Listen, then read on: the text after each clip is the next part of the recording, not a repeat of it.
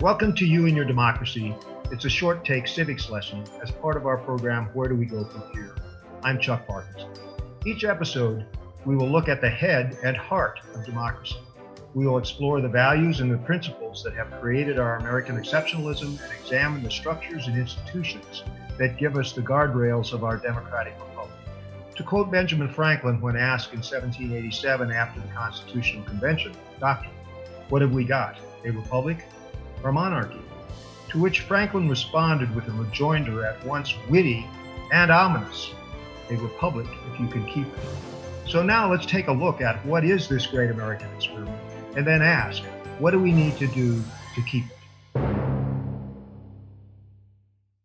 In today's episode, we are discussing why democracy and what is the value of democracy. I am pleased to be joined by Dr. Pamela Carriveau, Assistant Provost and Associate Professor of Political Science and Sociology at Black Hills State University. Thanks for joining us today, Pam. Oh, thank you for having me. Well, it's good to be here, and there's a lot to talk about, so we'll jump right into it from this standpoint as we talked about why democracy. Well, I think any good professor is going to start with definitions, right? And I just as a really broad definition of what is democracy, generally speaking, it just means rule by the people.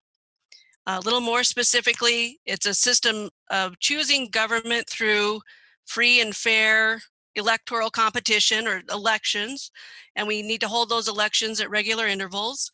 But what we really mean, I think, or at least I think it would be useful to constrain our definition to a more modern idea of what is democracy. Plato and Aristotle were very concerned with pure democracy. If we just allowed, the majority to rule, it could potentially allow the majority to overturn law.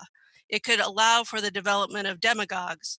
So let's kind of constrain our discussion to a more modern idea of democracy where we have elected representatives, we have the rule of law, we have some system in place for the protection of rights and freedoms of individuals, but generally speaking, a kind of a modern understanding of what democracy will be.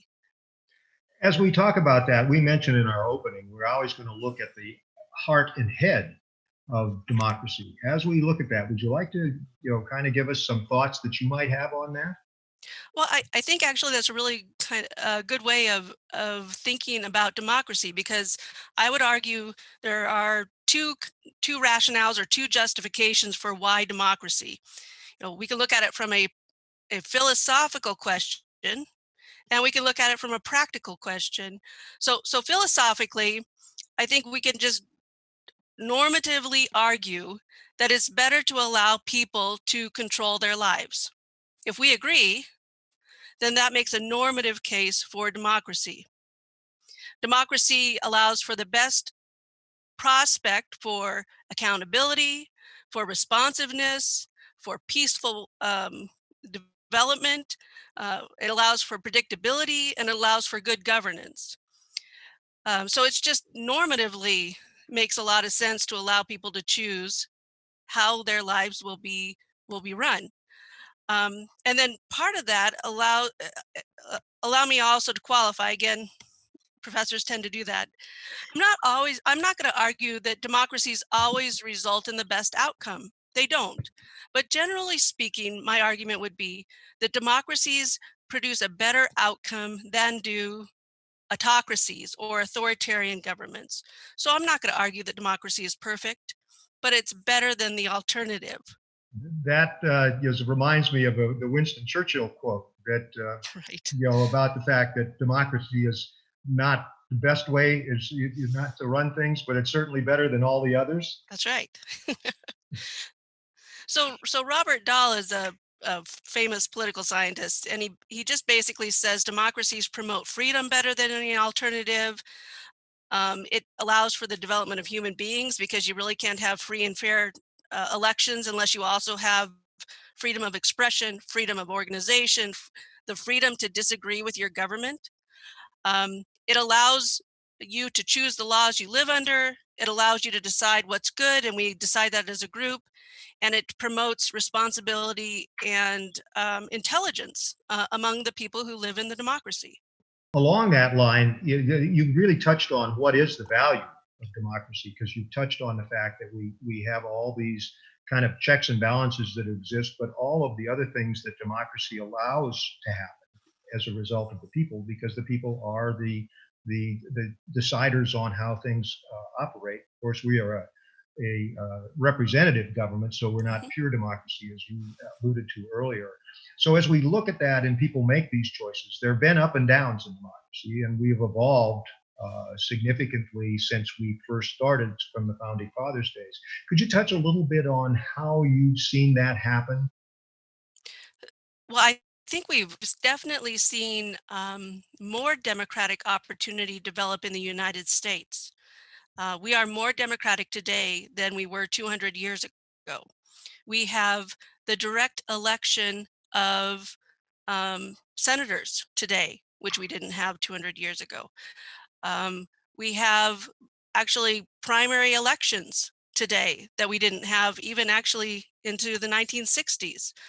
There are just more opportunities for people to get directly involved. We have the expansion of the right to vote. One of the things that we're talking about this year, of course, is the 100-year anniversary of the women's suffrage. So the expansion of the right to vote, and we go beyond, of course, women in creating democratic opportunities. So all of those things have developed over the last 200 years in the United States. It's interesting you should note. Last night I was reading an article that I had saved some time ago that it touched on the evolution from the smoke filled rooms at political conventions, which chose who the nominees were. And it focused on the 1960 Democratic primary system that John F. Kennedy really utilized the primary system to his benefit from that standpoint. But it also pointed out that in previous nominating activities where the front runner, who everybody kind of thought was going to be appointed, they got in a smoke-filled room, and sometimes a person would emerge that people did not think about would be that nominee, which Right. really had it in the hands of highly elected officials and basically, party operatives to make those particular decisions. Well, and the thing to keep in mind too is that people might say, is this truly the best candidate for this job? But it's the best candidate that the system produced. I believe that was a John Stewart quote, if you'll let me go that way. Um, well, it's the one that the system produced, and if we have faith in the system, then it's the best candidate for this time and this place. And generally speaking, that's, if we're looking at the practical benefits of democracy, we can expand this discussion, democracies compared to autocracies or authoritarian governments. Democracies, if you'll let me quote Alex Tan, he's a professor in New Zealand, they deliver the goods. Democracies tend to be wealthier than non-democracies. We have higher levels of human development. We have less corruption in democracies. Um, Citizens are happier and healthier.